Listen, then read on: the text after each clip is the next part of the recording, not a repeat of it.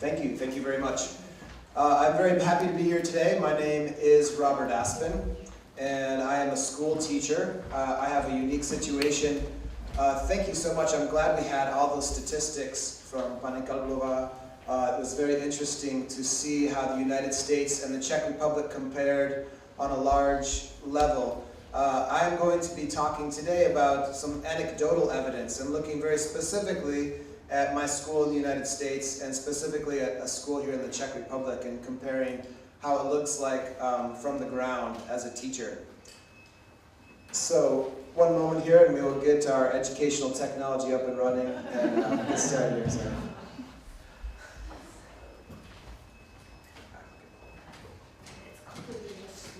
Okay.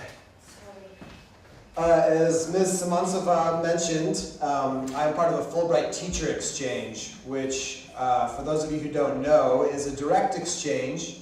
I'm a teacher in the United States. I teach in Durango, Colorado, and I exchange with a teacher here from the Czech Republic in Strakonice, and she was in my classroom all year, and I've been in her classroom all year, and it's been an amazing experience. My wife and my daughter and I, we've all fallen in love with the Czech Republic. And how many of you are from Prague? Do most people live here in Prague? I'm a little bit jealous. This is such a beautiful city and so amazing that we've come here maybe 13, 14 times over the year and have absolutely loved it. And just this last week, I was speaking with someone from Strakonice, and she came up to Prague and she told me this amazing story, and I have to find out if this is possibly true or if she was pulling my leg. She said she and her husband they took a photography tour and they were walking around the city with a professional photographer, and they wanted to get Prague at night. And so they were walking across a bridge, and suddenly out of the sky, out of the night, flies a swan and smashes into their leader, and the leader fell on the ground, and he's bloody and unconscious, and the swan flies off. And about 15 minutes later, he recovers, and they're walking along, and then again, a swan comes flying out of the night and slams into another person, and she's down and on the ground, and then finally she gets up and they walk through the night. So twice in one night, they were attacked by swans. Is this a common occurrence, or has this never happened before? Does anyone have any knowledge of this happening? Okay, you've heard of this happening. Okay, do you have statistical evidence that would support this? One time. Anecdotal evidence. Okay, so it's possible. So I'm glad that in our stay in the Czech Republic, we have never been attacked by swans. Very dangerous. Okay, so as Ms. Samantsova said, this program is unfortunately coming to an end. So not only is it my final 3 weeks here in the Czech Republic on an exchange, but it represents the end of, I think, more than 60 years where teachers have been coming from the United States and exchanging with teachers here in the Czech Republic. And so this program has about 3 weeks left to go. I'd like to just give you a little background on my hometown and where I am in the Czech Republic. It will be a little bit relevant to my presentation. So, here's a map of the United States. I am from the green state there, Colorado. The main city is Denver. We are in the southwest part of the United States. And I am from the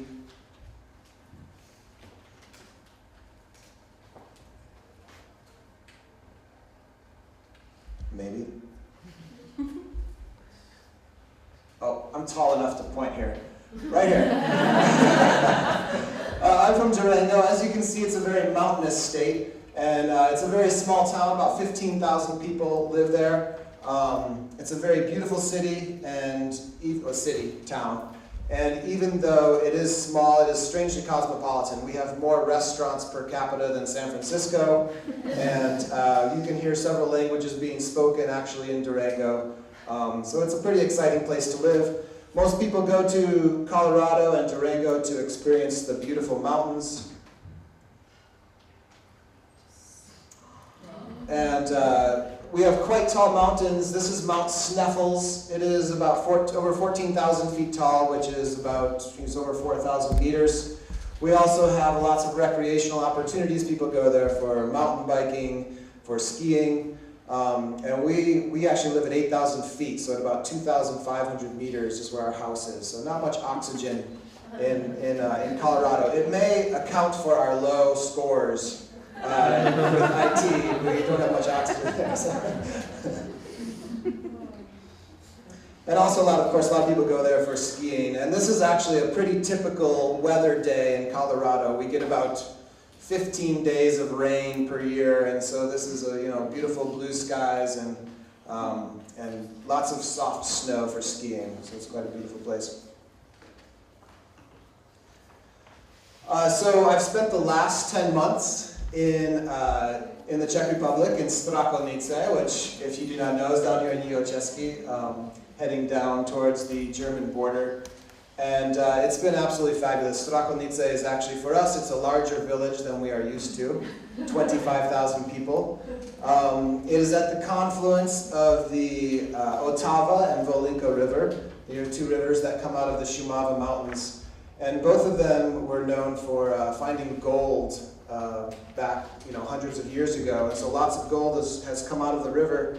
And the castle in the center of town, built by Bavor the Great in the 12th century, was built to protect all the gold that was coming out of the Otava and Volinka rivers.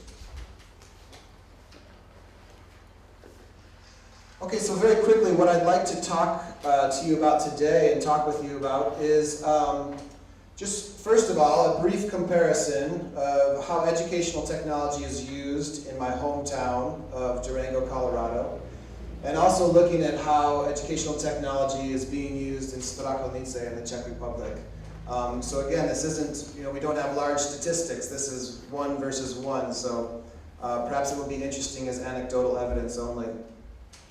I would like to spend some time highlighting some interesting developments in educational technology. Some things that I, as a teacher, am very excited about for my students, and some great technologies that are available, and what I see personally as a teacher as being the future of educational technology in our schools. I'd like to very briefly look at the future of educational technology, and then of course look at some potential disadvantages of educational technology.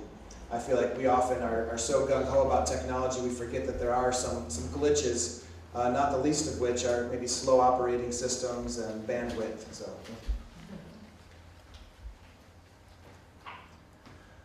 So if I were to compare my two schools, they both look very similar. They're modern schools. Up on the top is F.L. Čelikovského in Strakolnice in the Czech Republic, and Miller Middle School in Durango, Colorado on the bottom.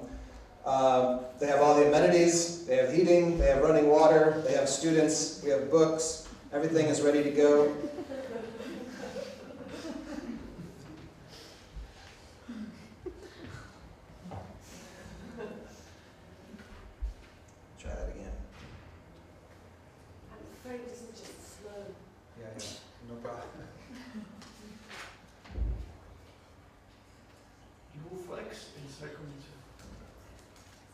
Yes, you will notice no flags in Strakolnice. The students are, of course, very similar as well. They dress similarly. They like their mobile phones.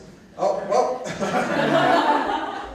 This was I have to explain this. Okay, so even though the students are dressed similarly, there are some differences. You will notice in the last slide that some of the students were wearing shirts that have English writing that would not fly at my Miller Middle School in Durango, Colorado. The principal would make them put on another shirt, but I think some of the teachers maybe don't recognize that. But yeah, and also one of my students in the Czech Republic, his name is Karel. We were in class one day and someone tapped me on the shoulder and said, "Mr. Aspen, Karel wants to show you something." And I looked at Karel and he walked over to his bag and he pulls out this 1941 Soviet submachine gun.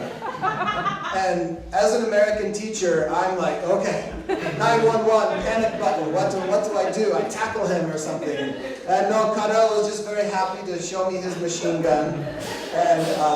And then right after this picture was taken, he started pointing it around the class and all the kids went, "Ah!" and running around. So this was a unique experience for me. This is something that hasn't happened yet in the United States for me.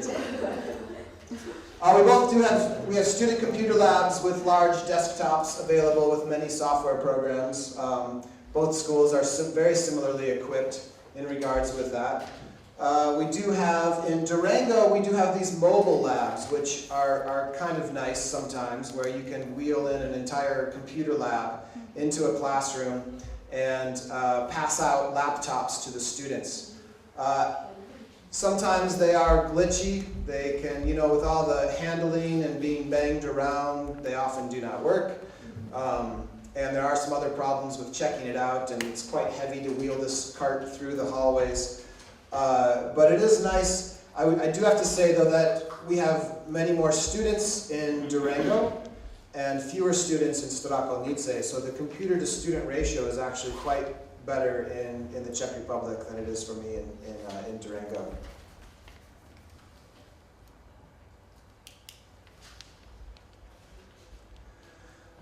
All right, how many of you are familiar with interactive whiteboards, have been able to use interactive whiteboards? Okay, this has been something new over my career. And it seems that in the last 15 years, my 15 years of teaching, that there's been a huge revolution, many changes in educational technology. Very exciting changes. And when this first came along, the interactive whiteboards, I thought, oh, I don't really need one of those. I probably will never use it. And they put one in my class. I said, okay, well, let me give it a try. And I've never gone back. They're amazing, amazing tools to use in the classroom. Basically, as you can see, the teacher has her lesson plans up on the board. Students are able to come, and when they touch on the board, they're able to interact. They can draw, they can hit links to go to websites. And I use this almost exclusively for all my lesson planning. Every day there's a smartboard program up on the wall, and my lesson is built around these smartboards, and so it's a very handy tool. We have them in Durango, we have them in every single classroom. In Strakonice, we have them in a few classrooms, which for me, I can't rely on it when it's only in a few classrooms. I don't build my lesson plans here in the Czech Republic around that, because I can't rely on having it in every class. So it's been a fabulous tool, highly recommend it. I also use a lot less paper and a lot fewer transparencies when I have one of these in my classroom, so it's an environmental tool as well.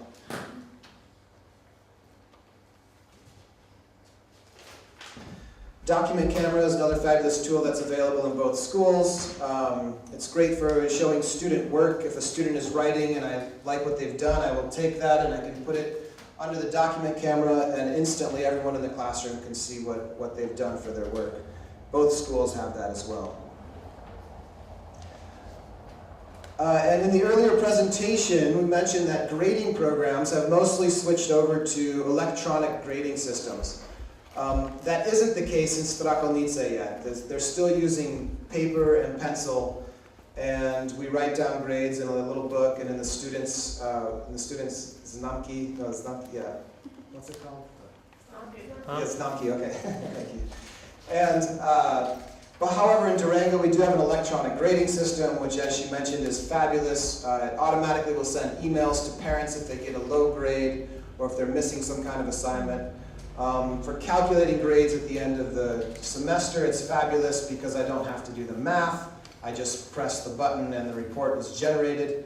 It also takes out some of the subjectivity. Instead of me sitting there and say, Teresa, she's a 2 student. I will give her a 2. Instead, the grade report is generated, and when the parent says, why did my student get a 2? You can say, oh, well, this is what she got on this test, and she missed this homework assignment, and this, and that. And so for me, it's been invaluable for dealing with parents, actually.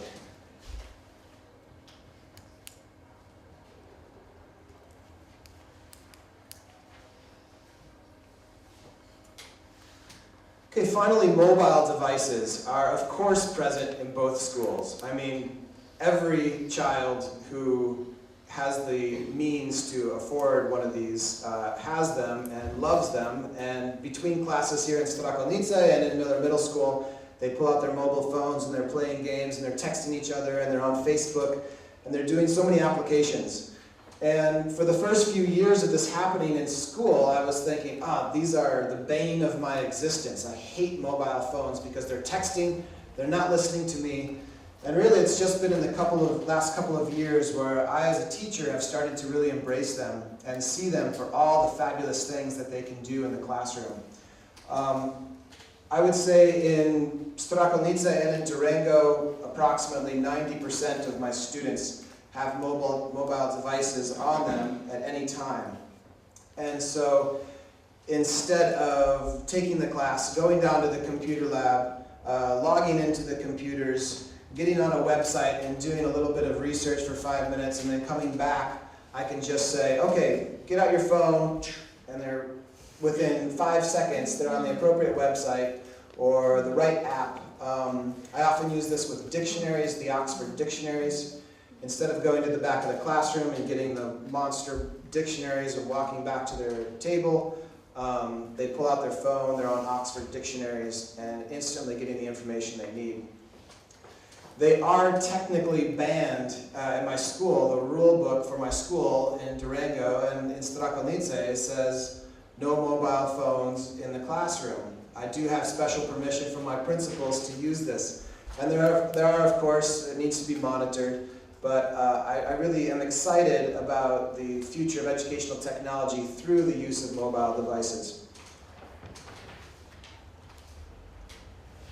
Okay, so I'd like to move into some exciting possibilities that I found in educational technology. And the first one is going to require a little bit of audience participation. So I'm going to show you a quick video on how to use this Poll Everywhere. Has anyone ever used Poll Everywhere before? And then I will give you a chance, if any of you have your mobile devices with you, you can text some information to me and it will hopefully show up on the screen if this all goes well. So hold on 1 minute while I get this pulled up.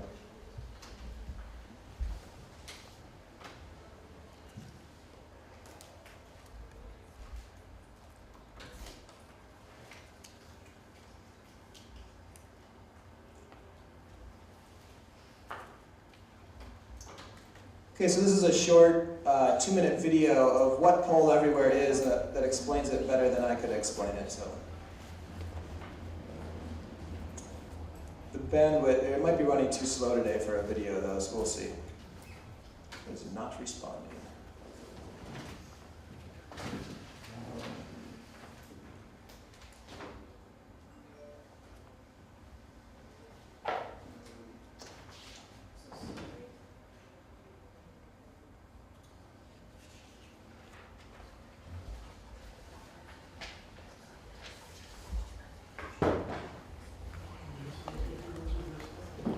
All right, I'll tell you what the video was going to say. Oh, here we go.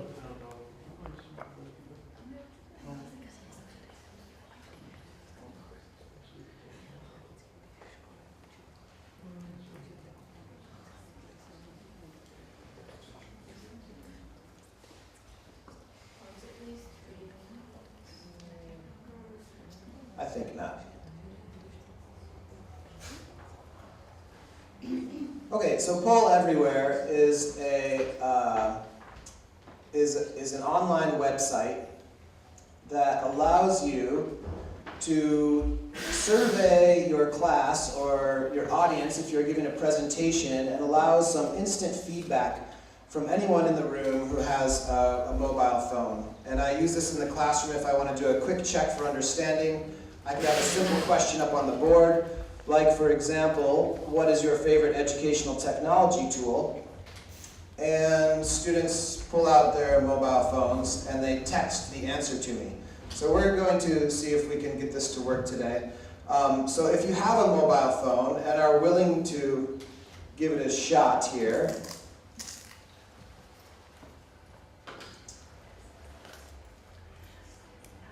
you will need to text to this phone number, +447 624 806 527.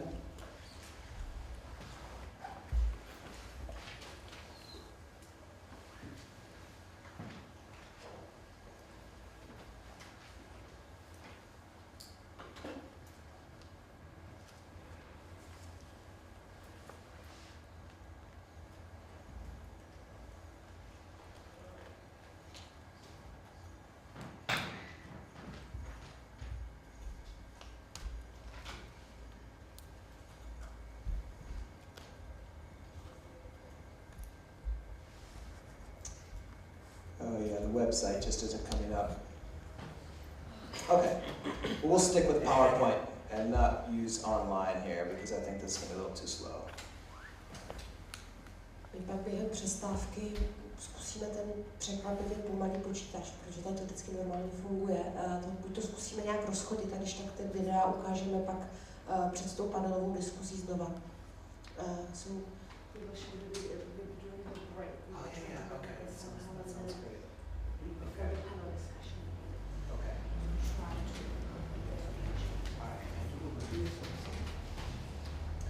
Okay, so if this would have worked, you would have a question up at the top, and all of your students or anyone in the audience can type in a text message, send it to the numbers that are indicated above, and then suddenly the answers start to pop up. You can have an open question where people could respond with anything they would like to respond, or it could be a simple yes-no question, and it could give a percentage of yes or no, or it could be multiple choice A, B, C, D, and it instantly pops up on the screen. And my students absolutely love it. Anytime that I give them an opportunity to get their mobile phones out and use it and text, they are engaged. They would much rather engage with a mobile phone than with their teacher. I don't want to start, but I have to say something. There are two possibilities. One is to text, and the second is to vote directly through internet connection. Yes. And yes. all pupils who have clever mobile, and in school they have a Wi-Fi connection, they don't need to send text messages. Yes, absolutely. Thank you for pointing that out. You may also, with school Wi-Fi, you can go to the poleverywhere.com website and also indicate your response there as well. I feel like that I get instant feedback from the class. It's statistically analyzed in many cases, and I can go on with my lessons.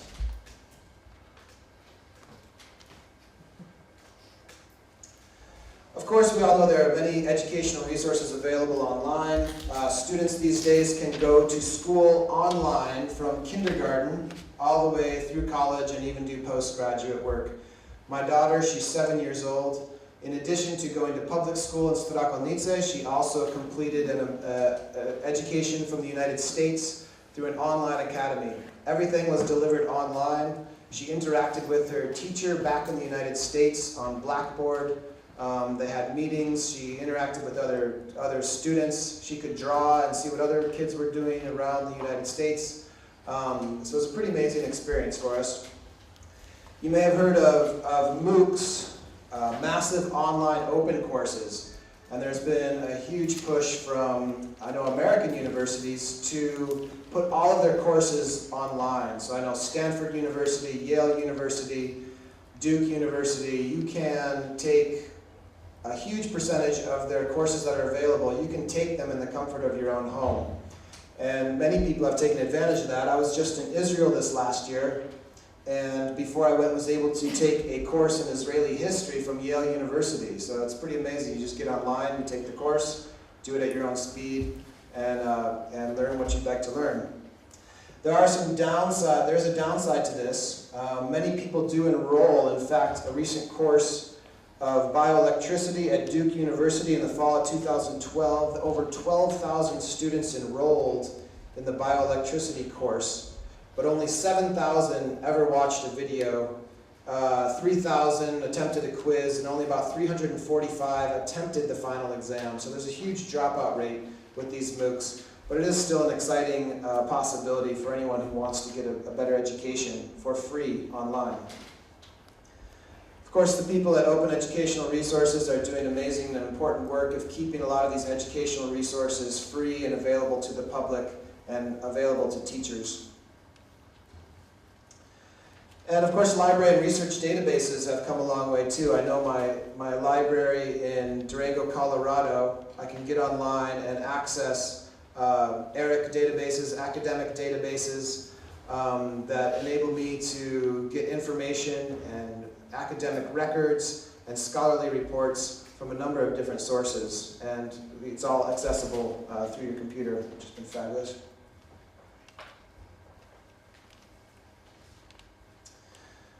Okay, part of this opening of technology has led to some really cool social experimentation. And I found out about this man, Sugata Mitra. He is an Indian businessman. He lives and works in New Delhi, India. And he started this social project called Hole in the Wall.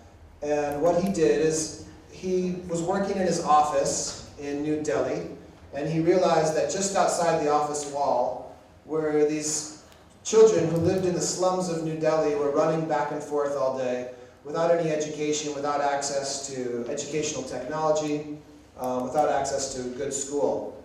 And so he decided to cut out a hole in the wall of his office, and he put a monitor up to the hole, and then he put another little port there where they could access and control with a mouse. They could go around and start doing searches. And what he found was that these children who lived in the slums of India, within hours, without any sort of previous technology experience, were navigating through web pages, were doing some of these advanced, advanced applications that Ms. Gablova was indicating earlier, and teaching other kids how to do it as well. Before long, they had a bunch of kids up at the window, and they were showing them how to do this and that. They were teaching each other math, they were teaching each other language. It was a pretty exciting experiment, and he expanded it. There he is up in the upper right, and has opened up a number of these little kiosks throughout India and in other countries where students can come and learn and interact with each other and teach each other educational technology. And furthermore, there have been some volunteers from the United Kingdom who will, through Skype, will tutor these students in different academic fields.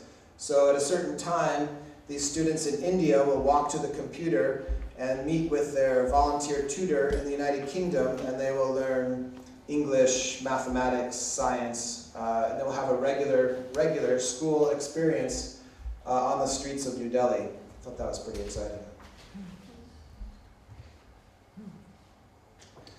I learned about this through Sugata Mitra through a website called TED.com, which has a number of exciting, innovative speakers in the field of education and many other fields as well. And TED.com opened up a website designed for educators called TED-Ed. And I was going to show you a video. I won't try to do that. I'll try to explain what the video is about. TED-Ed allows teachers to flip any video that they might find on YouTube. And flipping the classroom is a new term in the United States that a lot of educators are excited about. And the idea is that in a traditional classroom, the students sit, the teacher lectures or teaches them a new thing, and then they go home and they practice it for homework and come back the next day and then take a quiz or turn in their homework and see if they did well on their quiz or their homework. And the idea of flipping the classroom is to take that idea and just reverse it, so that in the evening the students are listening to lectures, they're reading the book, they are getting these lectures via YouTube or some other video that the teacher has created. And then when they come to school the next day, they're working on their homework. And when they're working on their homework, the teacher can go around the classroom and help out students where they need help. And so they're available for the students when they need them. It's a pretty cool idea, and YouTube is an amazing educational tool. I learned that in 1 minute, every minute, 72 hours of video is uploaded to YouTube. Every minute, 72 hours. I found that hard to believe. But you can find almost everything. That's sort of the good side and the downside of YouTube, that there's a lot of bad stuff on YouTube. But there's also some very worthwhile educational programs as well. And TED-Ed has sort of sifted through many of those programs, or those videos, and has flipped them so teachers can use those programs with their students, or those videos with their students. And there are quizzes that go along with it. It can log in whether or not students actually access the video. There are another number of other indicators that allow educators to keep track of what their students are watching. Similarly, there's another website, Khan Academy. This was started by an American hedge fund analyst named Salman Khan, and his cousins needed help on their homework. So he would make YouTube videos for them and explain to them statistics or calculus or fractions or differentials. And he realized he was very good at this, so he quit being a hedge fund analyst and he created Khan Academy. And since then, many schools in the United States are actually using Khan Academy as their go-to math program. It is a complete math program from counting 1, 2, 3, 4, 5, all the way past differential calculus. And it takes you step by step. Students can work at their own pace. I just recently enrolled my daughter in Khan Academy as a 7-year-old, and she absolutely loves it. She wins energy points, she gets badges. You can track your progress and see how you're doing, and she's just really, really enthused by what she does on this website. The videos are funny, they're informational, kids can work at their own speed. Of course, this wasn't available just a few years ago, so this is all new stuff for me. And not only in math, but Khan Academy has courses in philosophy, in history, in science, chemistry, biology, so it's a pretty exciting website.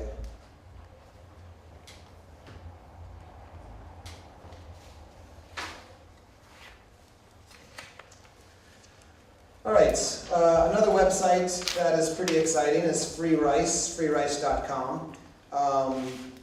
It's more of a fun website than a complete educational program, but I have used it with my students before.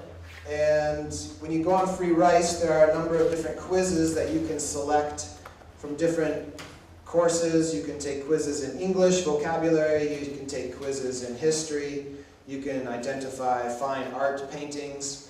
And for every answer you get right, this website, Free Rice, donates 10 grains of rice to end world hunger. Not exactly sure how they do that or what the means of transporting that is. But so if you get this question correct, impolitic means, and then you have to say, okay, unwise, and then you get it correct, and then 10 more grains of rice are put into your bowl. It's kind of a fun website, and my students love it.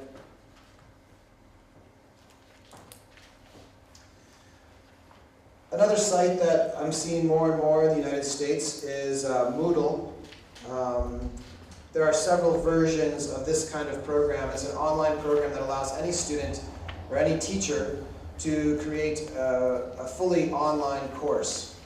And in Durango, in the United States, the administration is trying to lean on us to have all of our courses available online. And the reason for this is if a student is sick, they can maybe even have a video for the day. They could download any sort of information they need to complete the homework for the day. Parents can keep track of what's going on in the classroom and lean on their students if they're not keeping up with the work. So Moodle is another program that we're using. They don't use it in Strakovice? No, I haven't seen Moodle being used in Strakovice. No, I've only seen that in Durango. I mentioned YouTube earlier. SchoolTube and TeacherTube are two versions of YouTube that are that filter out a lot of the inappropriate content that you might find in YouTube. Just letting your students surf YouTube can lead to some interesting sites. And a lot of times when I put YouTube up on the board, all of a sudden, there'll be some comment from someone underneath, and I'll be, oh, wait a minute. So SchoolTube and TeacherTube filters out a lot of that inappropriate content and is good for classroom use.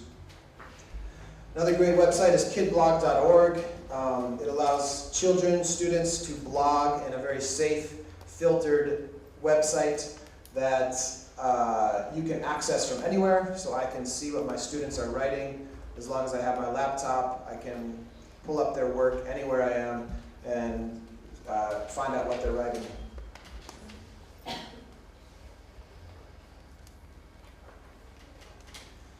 Okay, and as I mentioned earlier, I think the future of educational technology is leading towards more and more use of mobile devices, and I see that in the classroom as well. As I mentioned, my students have their mobile phones with them. but even for teachers, there are some great mobile apps.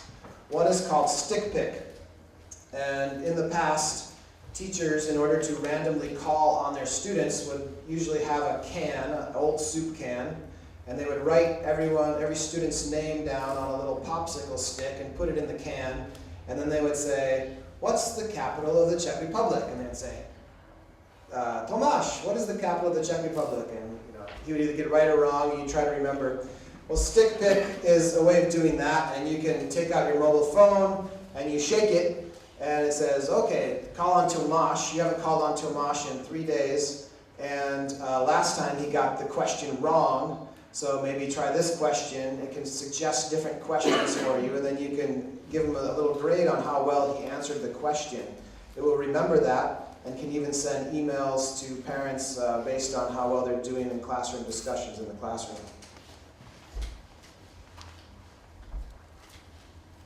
As I mentioned earlier, Oxford dictionaries are a great online resource that we can use through mobile apps. An Oxford dictionary, we just recently invested in them in Durango, and they're quite expensive. They're quite large. Students hate to use them. They're heavier than some of my students. And instead, we can put them on this mobile app, and they can access the same technology much quicker.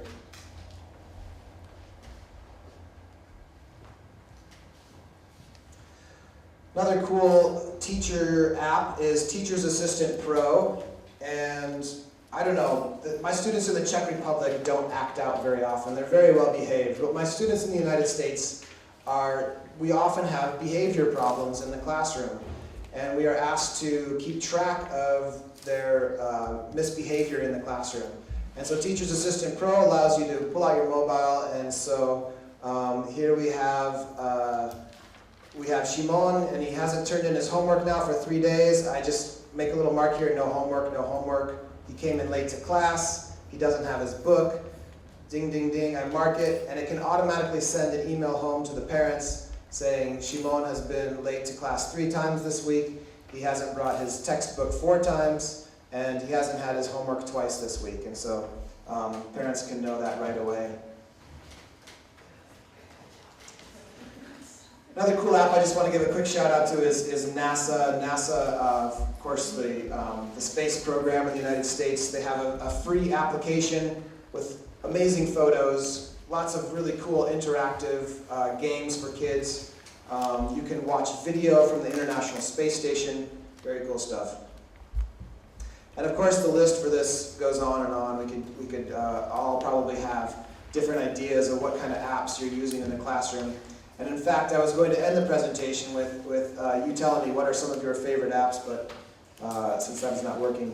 So the future of educational technology, as I see it, is using more and more mobile devices. And I know that I've leaned in that direction as well, letting my students use their mobile apps, using their mobile phones, using tablets. I don't know if you've seen, this was a video I was going to show you, and it showed students in the future taking out a small tablet, putting it on the desk, and then a hologram appears. And one of the holograms displays a keyboard on a table. So you would have a keyboard, it would just show on this table, and you can type right on the table, and it would type into this hologram that's displayed right here that you can actually see through. You could project, I could project a hologram of Barack Obama up here, and spin around and do whatever, have him give a speech.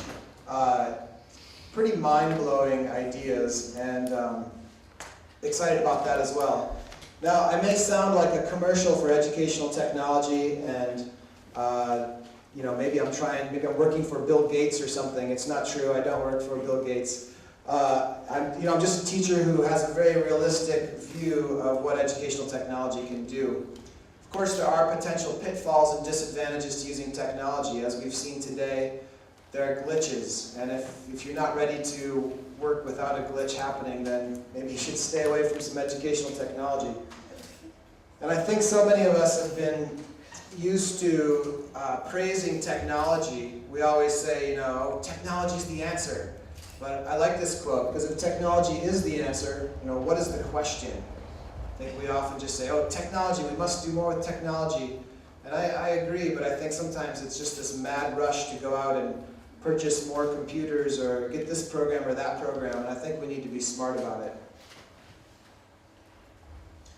One of the potential pitfalls of educational technology is, of course, that it's expensive. So when I say I want my students to be using their mobile apps, I have students in my classroom in the United States who don't have a home, and they certainly don't have money for purchasing a mobile phone. And it can actually become quite a status symbol in the United States, and I think maybe here too in the Czech Republic, where students want to have the newest, the best iPhone 5 to show that they have the money to purchase that. And it's kind of a sad commentary on our society back in the United States. But some students will actually carry mobile phones to class that don't work. And they have no plan. They can't turn them on, but they will walk around, pretending that they're using it, even though it's not working. And so it's become the new designer jeans sort of a thing, where you have to have the right iPhone in order to be cool or something. So that is definitely a downside to educational technology. As I said, not everyone has access. And I think a lot of times educational technology can take away focus on learning. I teach English back in the United States as well, and the technology that I really need my students to have is a book, a piece of paper, and a pencil. And really that's great technology and all we really need to learn. And so sometimes when we get these new programs in the classroom, they can be very distracting. Students are, concerned with the widgets, the bells and whistles of the program, instead of focusing on what are we trying to learn.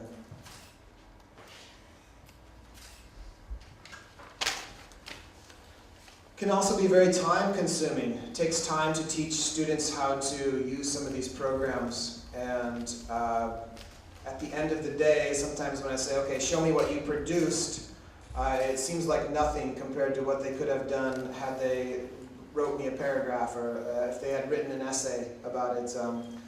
So that's another downside to it as well.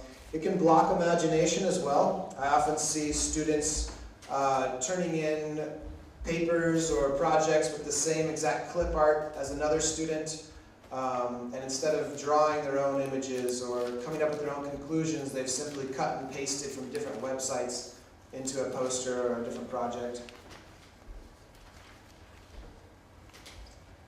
Of course, there are some safety issues as well. Maybe not here in the Czech Republic, but in the United States, I think more and more we hear tales of cyberbullying, where students are bullying each other or treating each other unkindly through Facebook media, through social media, through tweets. We have safety issues of accessing inappropriate content, and not to mention just, if you have students on their mobile phone, they could be texting each other and not really paying attention to what you're saying in class. So, these are the potential pitfalls that we need to address as educators. But I think overall, I am excited about the future of educational technology.